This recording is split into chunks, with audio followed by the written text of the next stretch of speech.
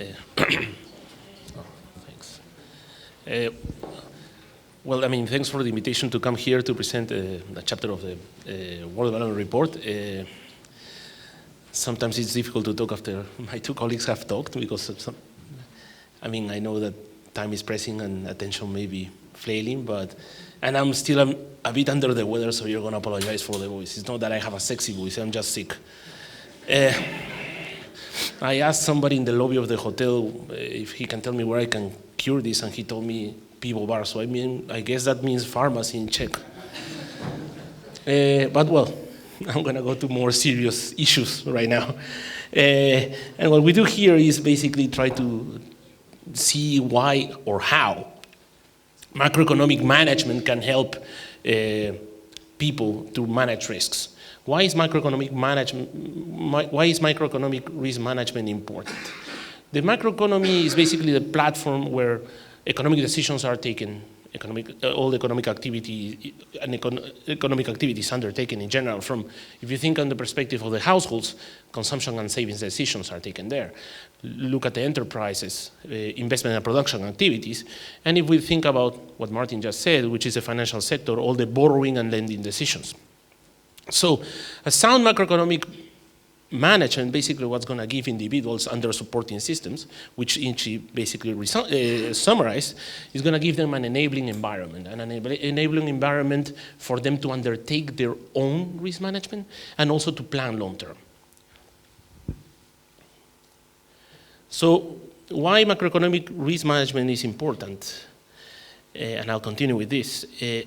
It is because individuals face different types of risks. Some risks they are equipped to manage on their own, and some they are not.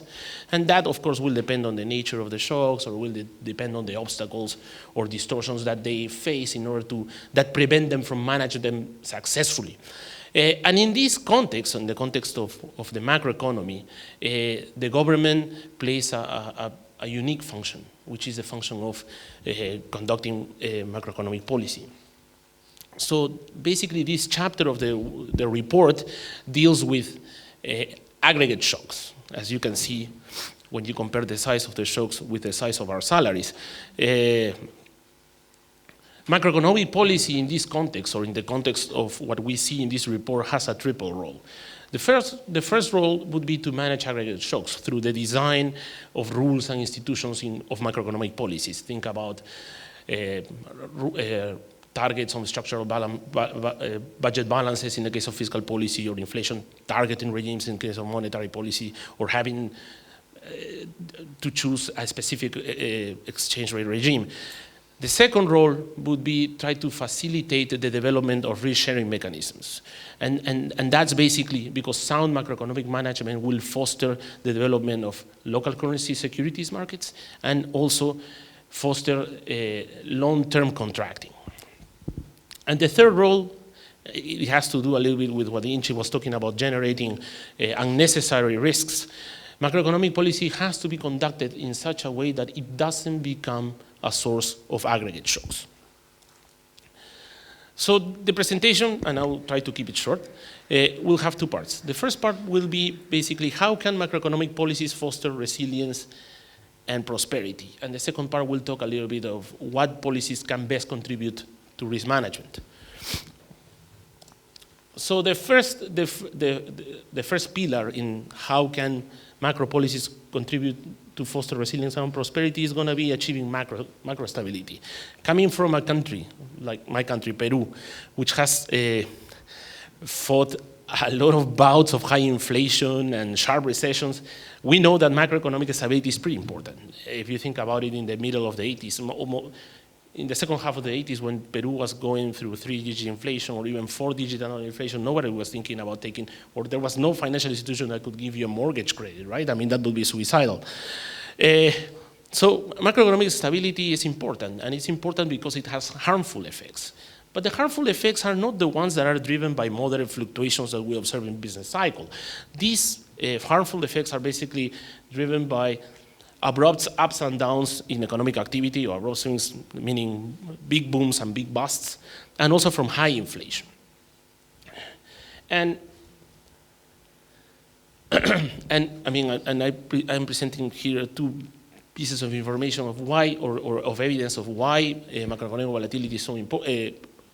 Achieving macro stability is important because the harmful effects of volatility percolate throughout the entire economy, and you can see through higher unemployment, to interruption of credit, through the deferment of investment plans, and of course it affects the long-term growth of the economy. What you see in the first graph is basically a negative association between the volatility of real GDP per capita and the growth rate of real GDP per capita.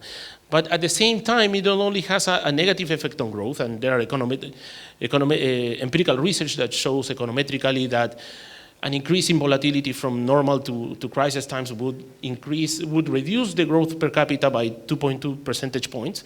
It also affects the poor, and it affects it disproportionately. And what the second graph shows is that what you observe here, which is that, the increase in inequality during bad times, during sharp recessions, is not offset by the reduction in inequality during good times. So that means that these booms and busts that we observe in economic activity can indeed have a permanent effect on income inequality. The second reason how macro policies can foster resilience and prosperity is through the creation of some fiscal space. So we can fund either short-term coping policies or long-term public spending or public investment programs. And why is this important? Because as we said before, crisis can have an impact on economic growth. And it also can have an impact on the income and welfare of the poor. And the problem is, at least in developing countries, we see that a lot, is that crisis leads to an interruption or a deterioration in the provision of essential public goods and services. And this happens a lot in countries that during downturns, they are forced to undertake drastic cuts in expenditure. I can give you many examples of that. I mean, being in Latin America and living during those times, the evidence basically tells you that in the late 80s to the early 90s, half of the fiscal adjustment during the downturn was basically a cut in infrastructure investment.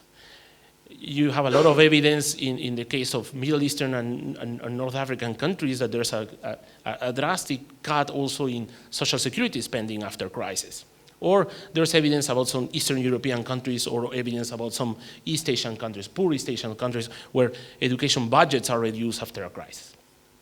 So it's very important for the government to try to be prudent in good times and try to build buffers in order to fund short-term policies or long-term programs to avoid costly coping. The second part of the talk is what policies can best contribute to risk management.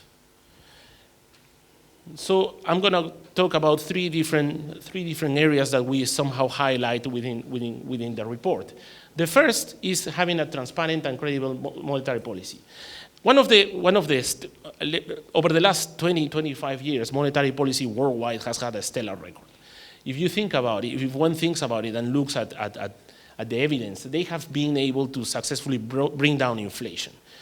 Between 1991 and 1994, more or less 34, 35 countries used to have an annual inflation rate greater than 50%. By the end of the 2000s, there was only one country in the world with such a high inflation rate, and that country in the world was Zimbabwe. So where does this success lie? Where are the roots of this success? What can explain the success of monetary policy? The answer seems a little bit simplistic, but it's true, which is basically trying to adopt a monetary policy framework that creates incentives for price stability. And that basically lies on solid institutional underpinnings, which is one, central banks have a clear mandate. The mandate is basically to keep inflation low and stable. Two, they have to be independent. They have to be an autonomous central bank, which we think is normal under several circumstances in several countries, but that's not true in others. And I'm sure that the Argentinians can say something about that. What does an autonomous central bank mean? Is that they have to be free from political interference and also have being independent to set a policy tool that allows them to achieve their goals, And third, accountability. Accountability which basically relies on the central bank being transparent and communicating their strategy, and will allow them to somehow achieve their goals.